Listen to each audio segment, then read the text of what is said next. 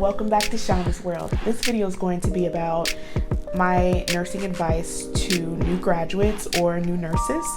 And it's just kind of like what I've picked up over the years, what I've noticed or observed. I mean, I can remember my first nursing job, and let me tell you, I'm going to give you guys a short story before I get into this video. So I'm a new nurse, right? And I accepted a job at a long-term care facility, and I was brand new. I had no other job prior to this, and I'm saying all this because I was scared out of my mind. I was going into a facility that had just switched from 8-hour shifts to 12-hour shifts. And when I started orienting, it was 8 hours. And so in an 8-hour shift, I mean, it looks pretty decent. Like, okay, you got your med pass, you know, you do this at this time, blah, blah, blah, everything seemed to go. Well, when I came off orientation, it was now 12 hours. So the absolute worst experience for me was my first night by myself. And I kid you not, I was passing meds all night long. Like one med pass ran into the next med pass, ran into the next med pass. And I was the only one that was new to the unit or the building, the facility. And, you know, none of my fellow nurses jumped in and said, hey, let me help you out, or hey, let me give you a little tip, or, you know, I mean, by 5 a.m., I literally was crying. And that was the first job to break me. And I always said after I left that job, I will not let nursing break me like that again, because, you know, I literally tears rolling down my eyes, and, you know, I felt like I can't do this. This is not what I'm cut out for. And so they were like, oh, honey, you know, you'll be okay. You know, just keep going. You know, it's just better to keep going. And, you know, they just sat there. I mean, they were charged. I mean, in a way I kind of understand, but I would never let a new nurse or a fellow colleague struggle the way that I did that night, especially with tears running. I mean, the shift, I ended up finishing. I was late as heck. I didn't get off till like, I don't know, 8:30, 9 o'clock or something crazy like that. Anyways, I was only part-time too.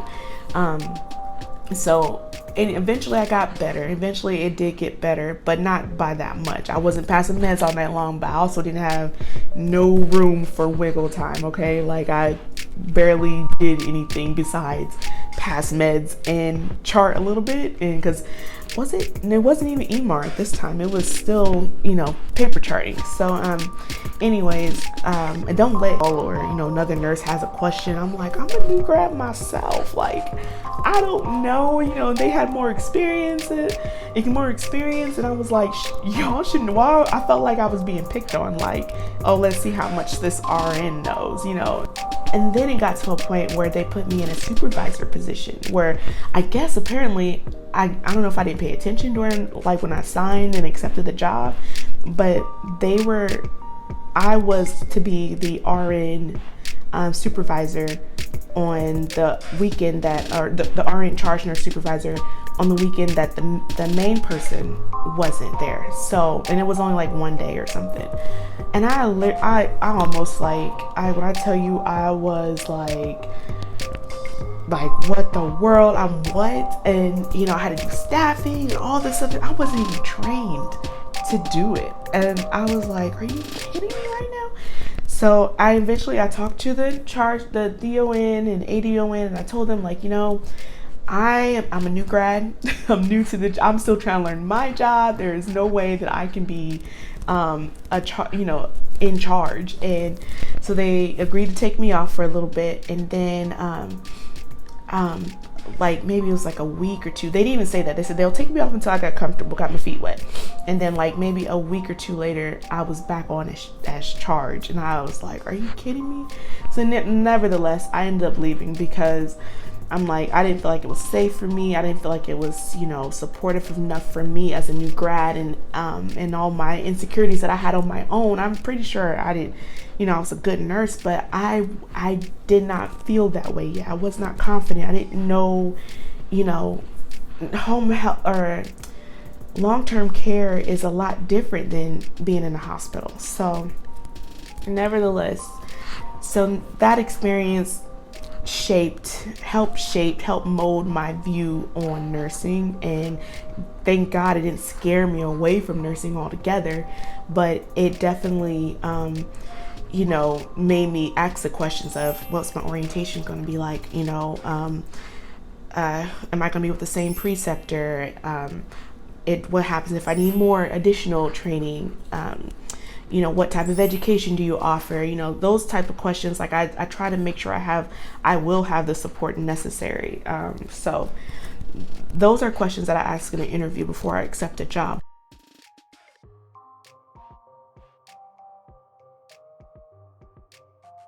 So my first advice is to be humble. Ask questions. I ask questions.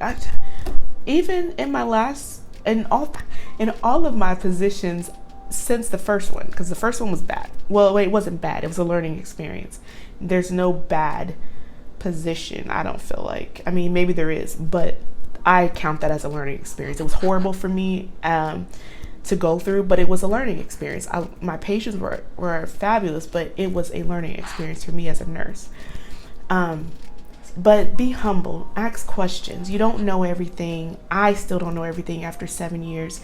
And there's still areas that I still have to ask, like, okay, where do I find this? Or does this look right to you? I still have to look up things for my own self, because, you can never be too confident in things that you do or don't know, because there's been updates, there's been changes. Going into this new position that I've accepted, I have to do a wound vac. I haven't done a wound vac in years. I'm pretty sure things have changed, and some things might be the same, but I don't know that. So of course, are they going to ask me, do you have experience with this? Yeah, I do. I can do a wound vac, sure, but I might need a refresher because it's been a while, and I've been in baby world, I've been in mommy baby world, I've been on a med surg unit that was more focused on surgical nursing, so it's been a while.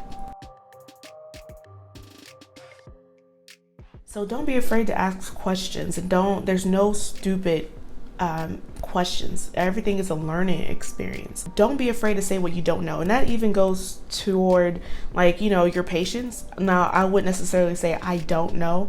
You can say that. That's very transparent. However, they could take that many ways. So what I say is, let me find that out for you. And I literally make an effort to go find out, and then go back and tell my patient, because that lets them know that, one, I'm dependable, and when I say I'm going to do something or I'm going to be somewhere, I'm going to show up for you, as far as throughout my shift.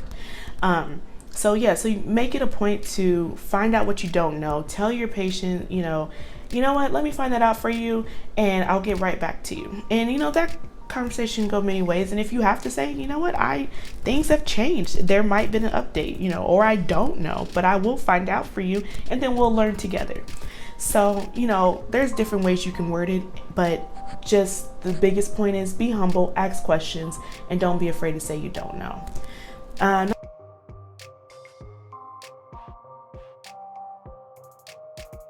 2, own your mistakes and learn from them. That's huge. Like I said, everything is a learning experience.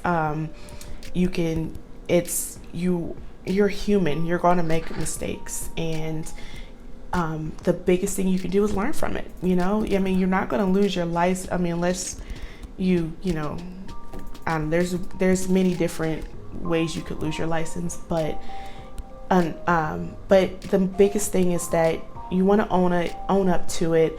You might have to go through some education, but I don't think they go just straight from, oh, you made a mistake, we're writing you up, we're reporting you to the board of nursing, and you're done as a nurse. No, you're going to learn, and you know what? When you make one mistake, you're going to be that more cautious the next time, because now you're super vigilant, oh my gosh, I'm gonna make triple check. You're supposed to be doing that anyway, but you're going to be even more on it because you made that mistake.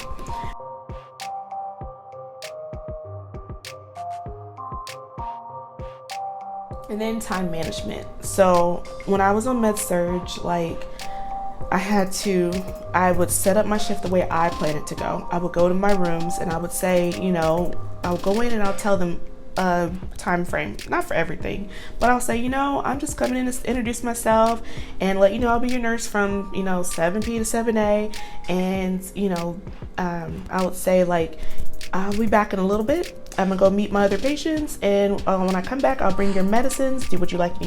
How's your pain? I'll try to see what they need right then and there. I would try to see if they're due for any pain medicines. I would, or if they would want their pain medicine, when I come back, and that way it creates less steps for you. And then if something happens, after that fact, of course you're going to have to reprioritize, and so basically with time management, what I'm saying is you have to prioritize and then reprioritize later, because things change, especially in med surg. If you get a new admit, okay, so maybe I can't go see every last one and ask them all my questions that I know, so that way I can just routinely go down the line of all my patients. Maybe I'll have to just, stop in and say, hey, I just wanted to meet you, let you know who I am, and I'll be back in a little bit to assess you. And then, make sure but nowadays, some hospitals are requiring you to do bedside reporting. It kind of saves you a couple steps actually at the beginning of your shift, so that way if you do get an admission, at least you've already laid eyes on your patient. So time management is big. There's other time management tips and tricks that, if you want, I could do a video about that.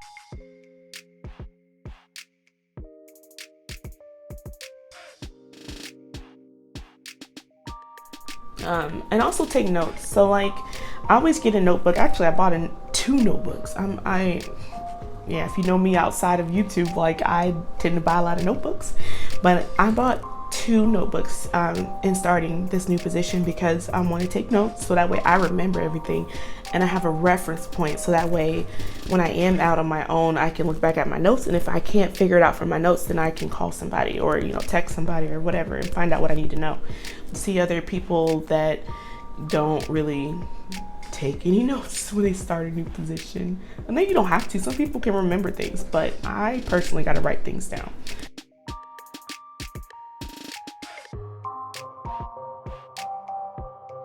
Speak up for your patient, or when you see something that isn't right, because people, they get used to shortcuts, they get used to being on their own, and sometimes, what you learn that is new evidence-based practice, they may still be doing things the old traditional way, and just not be aware that there is a new way.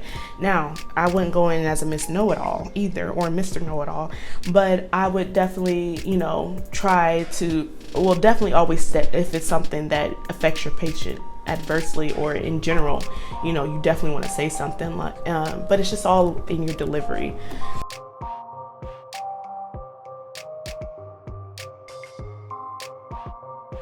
And also take opportunities to participate or observe in new skills or new situations or cases that come through, because it is nerve-wracking and it might give you anxiety, which I can tell you from personal experience, it does. But it will prepare you for when it happens, and it's your patient. And I've went to code, especially when I went into a more acute care setting. If there was a code, I would go. There was a couple times that I was able to jump in on one, or be a runner for one. So that was, like I said, it gives you a lot of anxiety, but if it was ever my patient, then I know how to get the party started and get everything going. And then also, your preceptor, whoever trains you, may not always be there as a resource, or the people that you work with, may not always be available to you right away. So, it's nice if something happens, you've seen it before, or you've, read about it, or, you have, be able to, see things, so that way you know what to do if it happens and it's your patient and you don't have anybody immediately there. So until everybody comes running, because in the hospital, people will come running. Now in long-term care, people are going to come, but they're not going to be able to come running. Okay, it's busy there, and those nurses, everybody works their butt off. But long-term care, that place will whip you into shape quick.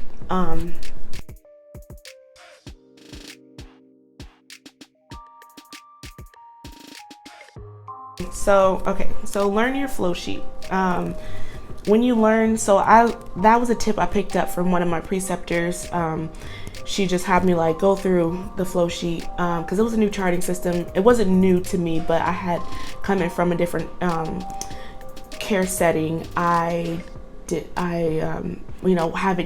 Hadn't used that system in a while. So she had me go through the flow sheet and kind of, get used to the categories and things like that. So that way, when I go into the room, I would have like a focused assessment and knew what to ask, knew what was expected of me to chart. So that's one of the things that you can do. Learn your flow sheet and what is expected so you can assess with a focus. And then the best advice that I received was chart as you go. What I don't do is chart as I go. So let me tell you, when I went into short-term acute care, I like to do all my stuff in the room, do my little chit chat and everything else. And then I would write my notes down. And then, I would do that for a couple patients. And then when I would sit down and chart, I'd just go through and click, click, tap, tap. And my preceptor at the time was, while you're chit-chatting, you should be charting. But yes, you should be. However, I have a hard time with talking and charting. And, I don't want to seem like I'm into the computer and, like for instance, if I was doing this video and I was going like this, and not talking to you guys directly, like you would feel like, why are you even making this video? So that's how I felt. And so I like to be more personalized. And so I'm not saying the people that do that are not personalized, but I'm just saying for me, I feel like it takes away that me being personable. But what I did learn to do was, if I didn't chart, I would chart a little something. Like if they were if they were sitting outside the bed dangling, for instance, I would, go into the flow sheet, because you got to chart your meds anyway, right? And you got to scan them as you give them. So I would go in and, first of all, scanning your meds in short-term acute care in med-surg is a way to time mark you in the room. But then sometimes I would go through and fill out what I could on the flow sheet. Like I might, at the top, just, put in like, select like shift assessment. And then I know that I was in the room at this time, and every time I would go in the room and I would log in, I would, put something, maybe like one box. So that way it time marks me in the room at that time. That was the best advice that I received. And I don't have to too much worry about it now. I mean, like I said, I'm only in day one orientation for home health. So, but I do know time management is huge, and also charting, timely so you're not taking it home is big, because I, in every area of nursing that I go into, I research, and then I also read other people's opinions, and I go on Facebook and find groups of people that are in that specialty. I do this whole thing. So that's why I kind of know that time management is pretty big. Oh, check your orders. Check your orders. Check your orders, because at the beginning of the shift, you want to review your orders, because you get report, and as much as we like to trust our colleagues, what they tell you in nursing school, you don't trust nobody. So you don't even trust your mama giving any medicine or whatever that she pulled out the Pyxis or the whatever. So anyway, so let me tell you. So you want to check your orders, just verify what should be running, what lines and drains, everything. Check your feeding orders, just double check everything. There's nothing wrong. There's no harm in checking that. And then you always want to check during your shift too, because let me tell you, so night shift, when I work night shift in med-surg, like your orders pretty much don't change too much, unless you call the doctor for something and then they put in an order. You're already expecting that order to pop up. But when I switched to day shift, oh my goodness, like I got out of the habit of checking my orders throughout the day, to where it'd be like 2:00 and I'm thinking like, okay, everything's going good, and then I go into my patient chart and I'm getting ready to chart, and I got like 2-3 new orders. I'm like, what the world? I didn't even know. I mean, not that I didn't, because you're busy, you're running around, so you're not always in the chart. You go in, you scan your meds, and then you make your notes and you run out to the next patient and stuff. And so I was like, what? So I'm like, I'm not used to this. So once you realize it, that your orders can pop up at any time during your shift, and that, you know, it's not enough just to check it at the beginning. Check your orders throughout your shift, and then that way you can, you know, implement them in a timely fashion. And then it sounds like common knowledge to check your orders. It's just good nursing 101. It's good nursing practice to always make sure you're following your doctor's orders, you're getting orders that you need for your patient. And it's just be diligent, you know. Those are some tips that I felt that over my 7 years of being a nurse that could be helpful for a new nurse or a new graduate nurse. And I don't want anybody to feel the way that I felt when I first started my nursing career, which was being in a long-term acute care and not having the confidence. I mean, I'm pretty sure my tips it's only 8 of them, and I'm pretty sure that, you know, these aren't all inclusive. Like, there's a lot more. You want to bombard yourself with all these things that, you know, other people say you should do to be successful or to make sure you do when you're new on a job. Just take what stands out to you. Some of these things you're going to do instinctively. Maybe you will check your, you know, these are just general tips. They may or may not be helpful or you know, to you personally, but maybe you can see another nurse that is, you know, struggling, and could, you know, that could be a useful tip to give that new nurse, you know. So biggest thing is, remember, you worked hard for your degree. Remember that you worked hard for your degree, you worked hard for your license. You know, just the biggest one, to be welcoming of your new grads. We, you know, as a profession, we need you. You know, nursing, there's going to be a shortage in the future with the baby boomers, you know, retiring and coming more into the healthcare scene. So, you know, we need you to help, you know, staff every facet of nursing, you know, and you know, you worked hard for it. So don't feel like this isn't your area. Don't give up, you know, just learn what you can do better. Figure, you know, be innovative in your own nursing practice. Do feel burned out. Find what makes you happy. You take a break, take vacation. If it's the specialty or if it's the area of nursing, just remember, you know, nursing is vast. You don't have to be a bedside nurse. You don't have to be in a hospital. You can go anywhere. You can do anything. So if one area is not making you happy, find an area that will make you happy. And then, you know, and you might switch jobs a few times. I definitely have, and I'm happy with this position that I've accepted. I'm happy to be able to have more time with my family, and I'm happy to be making YouTube videos again, and learning the languages that I've decided to learn. I'm happy for the learning curve that I've decided to take on, as far as learning how to edit and all this stuff. That's exciting to me. I'm rediscovering my hobbies, and that is something that is dear to me. Self-care is so important. I can't tell you how important it is. So nevertheless, comment below and give any advice that you would like to add to this, to newer nurses. Newer nurses, I want to hear from you. Tell me what your first nursing job was like. Tell me how you felt. Did you feel like you had the support to be successful? Was your experience similar to mine, or was it better? I hope that it was better. But you know, nursing has that stigma or that saying that goes, nurses eat their young, and we need to change that, because we need our young. I'm young, but we know we need our younger nurses in here too, as our older ones are retiring. We need nurses.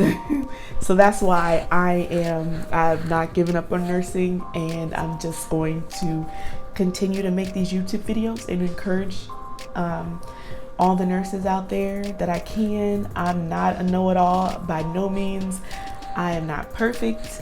I'm just somebody who's trying to help out the people that I can. Help the people that I can. That's what I want to do. I want to help the ones that I can, and hopefully inspire somebody to become a nurse, or to, you know, take care of themselves, or to learn a new language. So yes, so subscribe, click the notification bell, hit the thumbs up. I want to interact with my subscribers, so please comment below. Subscribe to the channel. My Instagram is Shonnie BK. The boys is the Kale Brothers, and my Twitter is Mrs. Kale 2010. So follow us on YouTube, social media, and let's get the talking, guys.